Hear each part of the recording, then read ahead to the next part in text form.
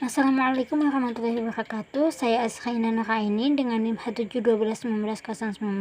Di sini saya akan mencoba menjelaskan mengenai review jurnal dengan judul pengaruh pemberian amlodipin pada pola biodistribusi 99 mTC-MIB sebagai sediaan sidik perfusi jantung atau uji non-klinis pada hewan percobaan. Adapun pendahuluannya yaitu data dari Rumah Sakit Jantung Harapan Kita menggambarkan bahwa setiap harinya tidak kurang dari 500 pasien berobat jalan di rumah sakit tersebut dan 65% di antaranya dikategorikan pasien gagal jantung. Penyakit jantung adalah penyakit yang mengganggu sistem pembuluh darah atau dikenal dengan sistem kardiovaskular. Jantung koroner, tekanan darah tinggi, angina, reumatik jantung adalah contoh penyakit yang terkait dengan sistem tersebut. Penyakit jantung koroner paling banyak diderita dan sering menyebabkan penyumbatan arteri, sehingga menghambat penyaluran oksigen dan nutrisi ke jantung. Penggunaan amlodipin sering menjadi pilihan pada pengobatan hipertensi dan penyakit jantung, sedangkan di sisi lain sidik perfusi jantung dengan 99 mTC-MIB sering dijadikan rujukan dalam penegakan diagnosis fungsi organ ini. Penggunaan keduanya memungkinkan menimbulkan efek atau dampak farmakologis yang tidak diharapkan karena proses interaksi. Amlodipin bekerja menghambat masuknya ion kalsium melalui kanal kalsium pada membran sel otot dan sel saraf, sedangkan 99 mTC-MIB ditangkap oleh sitosol jantung di mana di dalamnya mengandung garam-garam kalsium. Berdasarkan mekanisme tersebut, amlodipin dikhawatirkan dapat memberikan efek selama proses sidik perfusi jantung yang menggunakan 99 mTC-MIB.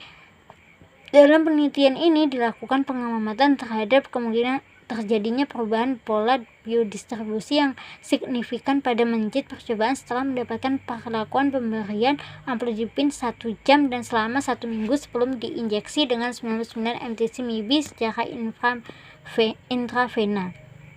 Adapun prosedur dan metode penelitian yaitu penyiapan radiofarmaka 99 mTC-MIB. Semua tahap pengerjaan dilakukan secara aseptik.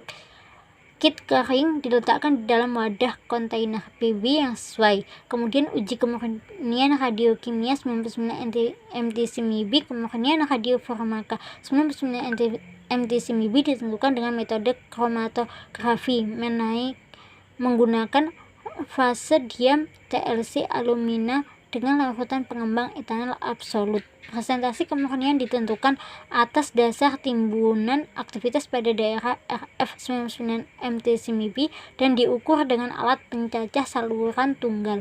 Penyiapan hewan uji menjit yang digunakan untuk perlakuan distribusi. Kemudian hasil dan pembahasannya, radiofarmaka dengan hasil uji klinis yang baik pada umumnya mempunyai tingkat kemurnian di atas 95%. Hasil uji biodistribusi 99 mTC-MIB pada menjit percobaan menunjukkan bahwa sediaan ini tidak hanya terakumulasi di organ jantung namun juga terdistribusi juga di beberapa organ lainnya seperti halnya di hati, ginjal, paru-paru, darah, lambung, dan juga limpa. Kemudian kesimpulan dari jurnal ini yaitu hasil penelitian menunjukkan bahwa penyiapan 99 mTC-MIB sebagai sediaan radiofarmasi untuk sidik perfusi miokard memberikan data yang cukup baik ditinjau dari aspek penandaan atau labeling, kemurnian maupun stabilitas sediaan. Begitu pula dengan data biodistribusi di mana akumulasi sediaan di organ jantung memungkinkan sediaan ini untuk dapat digunakan sebagai sediaan sidik perfusi. Pemberian amlodipin yang biasa digunakan sebagai obat jantung dan antihipertensi yang bekerja menghambat masuknya ion kalsium pada membran sel otot dan sel saraf. Berdasarkan hasil penelitian pada hewan uji ternyata tidak berpengaruh atau menimbulkan dampak interaksi negatif terhadap pemberian 99 mTC-MIB. Hal ini terlihat dari pola biodistribusi di mana data pada hewan kontrol dan hewan yang diberi perlakuan tidak menunjukkan perbedaan yang signifikan. Mungkin itu saja dari saya. Kurang lebihnya mohon maaf. Assalamualaikum warahmatullahi wabarakatuh.